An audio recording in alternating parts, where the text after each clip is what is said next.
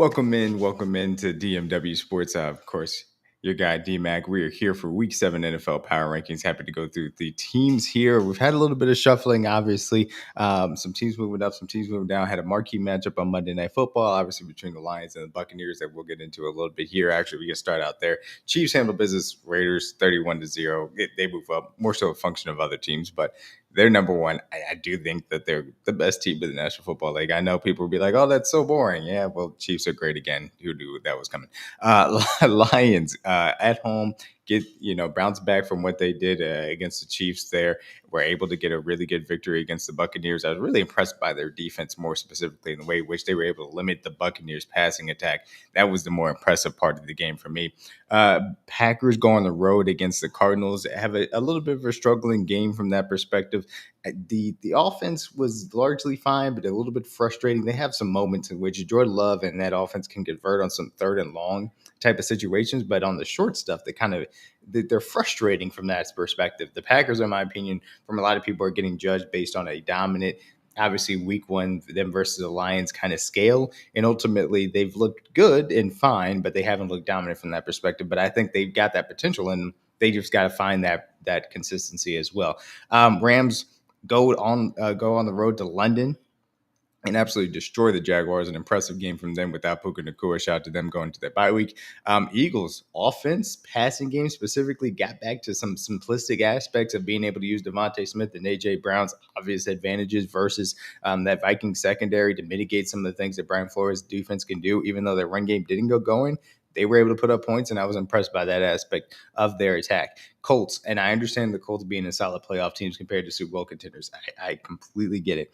I think the Colts have an argument to be the most complete team in the National Football League right now. I do not want to take anything away from them. At the end of the day, there is something that I do believe your ceiling is going to be capped as far as what it is, Daniel Jones. I want to see them versus some better competition. It's not to say that they haven't played anybody yet. I'm not saying that. Not saying that they haven't beaten anybody yet. Obviously, beat the Broncos. Obviously, we're able to beat the Chargers this past weekend. I'm not trying to kill the Colts here. I want to be very clear about that. But even though I think that they're a really complete team in the way that this roster has been built, they can get at you in different ways. Just want to see them versus some great competition, and we'll get that as they go throughout the schedule for me to really believe in Super Bowl contenders, even though Shane Steichen is doing an awesome job, obviously, with Daniel Jones in that offense.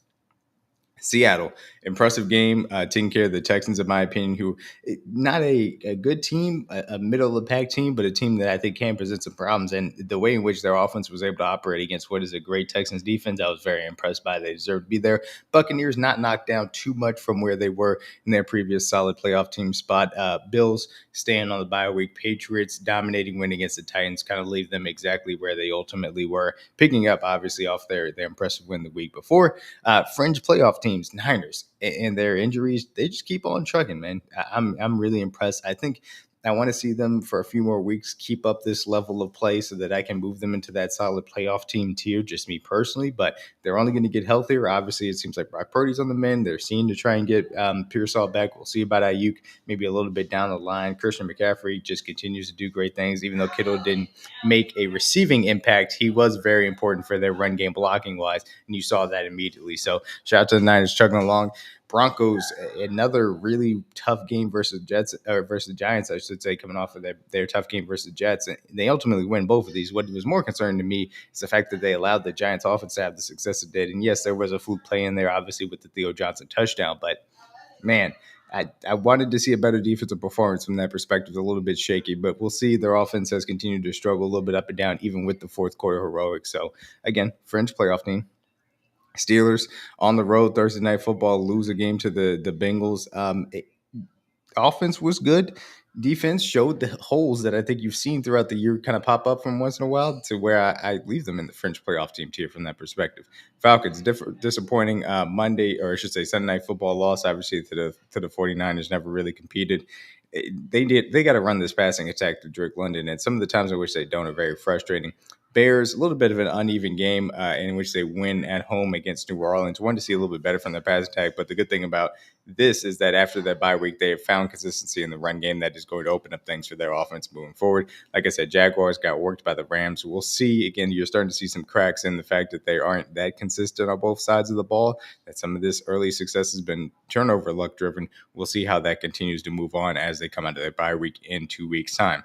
Cowboys, that offense can carry you, and it certainly can, to say the least. Obviously, against Washington, got the job done. So we'll see. They're in the hunt. They're trying to pull it up and get it together. I don't think you're going to find much of success on defense, but look, that offense keeping games. Obviously, we saw it CeeDee Lamb's first game back that they continue to play well on that side, and Dak is absolutely awesome. And they got a good run game. They got a good offensive line. That offense is going to put up points almost no matter what that the matchup ultimately is. Like I said, Texans coming to the bye week. Difficult game against the Seattle Seahawks. The offensive line is untenable at really times, and the offensive system is helping all that much as far as CJ Stroud is concerned. So a lot of issues from that perspective, in my opinion, when watching this game, and I don't see it necessarily getting better. And then you combine that with what was ultimately a poor defensive performance, it's going to be tough to win any of those games in which this Texans defense doesn't dominate on that side of the ball as well. The Vikings, like I said, close game, loss it was a little bit of garbage time, that touchdown to make it closer, but they're trying to get JJ McCarthy back, who should be their starting quarterback, obviously, because Carson Wentz is not it. And we'll see how that continues to move. I'm giving them some grace as far as that quarterback situation is concerned. Chargers, again, injuries continue to hurt them. The Colts really made this not much of a contest. I know, obviously, it was a little bit of a closer score at the end. That was not much of a game, to say the least. And honestly, they're starting to show those holes on the defensive side of the ball, and that offensive line needs help immediately. Commanders, a tough game against Dallas. Again, going through those injuries, Jaden Daniels looks like he's going to miss his upcoming Monday Night Football game against the Chiefs. They have a very tough 3 games coming up. They are in danger of sliding back and making things very difficult for them to compete against a lot of different teams in the NFC that are be coming out of these wild card spots, to say the least. Ravens, coming out of the bye week, 1-5. Lamar Jackson did practice. So if he gets a chance, obviously, to play, then they're going to have a lot of work to do. But because they are the Ravens and because they got Lamar Jackson, a lot of talent still in that offense, in my opinion, they deserve to stay in the hunt, trying their best. Bengals, pulling it up with Joe Flacco. They're just trying to stick around 500 and get themselves, I think, back in the hunt. Could be possible if they start stringing some of these wins together.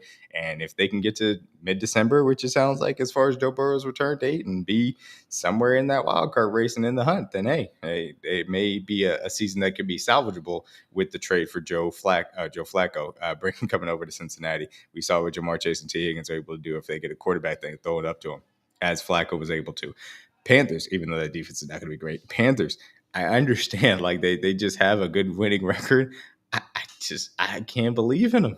Maybe that makes me naive for not necessarily being able to, but man, shout out to Carolina, though. I'm impressed with the way in which they continue to just grind out wins. Obviously, playing the Jets isn't all that impressive from that perspective, but look, I didn't expect them to be over 500 at this point in the season. So shout out to them for being able to. We'll have to see versus some more difficult teams. And obviously they had the 30-0 victory over the Falcons to hang the hat on. But we're just going to see how things progress. I'm not buying the Panthers, and maybe I ended up wrong about that, and we'll have to reevaluate that down the line. Giants, a fun game up until the point in which everybody kind of fell apart. that interception was unfortunate there, and unfortunately that sometimes happens with rookies. So chalk it up. It was a game on the road versus a fringe playoff team. It's not the end of the world. Still have life as far as the rest of the season is concerned. We'll see if they can maybe add a wide receiver at the deadline to try and help them get back into the playoff push. Cardinals continued to backslide, even though Jacoby Brissett in this offense looked better than Kyler Murray. There were going to be some real conversations surrounding Kyler Murray, in my opinion, coming up as a result of that. Saints doing a good job, in my opinion. Shout out to the Saints. They are trying their best. that is legitimately this tier that is made for New Orleans. Obviously, it goes on the road. I thought the defense competed as well as they possibly could, particularly against the air against Chicago. But, there's not much else to be done. And Spencer Rattler, who, in my opinion, up until this week had been shown to do like at least a starting quarterback, worthy of role. Of course, those are 3 interceptions, and that's just not going to be able to be overcome with the way the Saints are at. But Browns, blowout of the Dolphins, and again, trying their best. Their run game formula against a bad team can absolutely work. You don't have to put too much on Dylan Gabriel's plate, and obviously this defense is very good. So hey, that's a winning formula for them, certainly versus the terrible teams, of course, right there. Miami Dolphins, who did bench Tua Tagovailoa after multiple picks again. This looks like a team that is ready to sell pieces and just tank because they don't have any other options. Mike McDaniel's job seems to be on the line. Tua Tagovailoa's future seems to be on the line. And I don't see much turnaround soon at Titans. Again, just trying to piece it together after Callahan's fired, hoping that you don't get Cam Ward killed. Raiders, an embarrassing performance, historically bad performance. They had as many offensive plays, 30, as the Chiefs did first downs, also 30. It was the fewest offensive plays since the 1999 expansion Browns first game in which they lost by 40 to the Pittsburgh Steelers. It was a disgusting performance from the Raiders on both sides of the ball, truly. But they're a terrible team, and obviously you see where the Chiefs are at. That is to be expected. And the Jets. Another week, another terrible Justin Fields performance versus what should have been an easy offensive matchup. They couldn't generate any 6 total points. They put in Tyrod Taylor. Seems like there's a little bit of quarterback controversy in the fact that Tyrod's now limited in practice.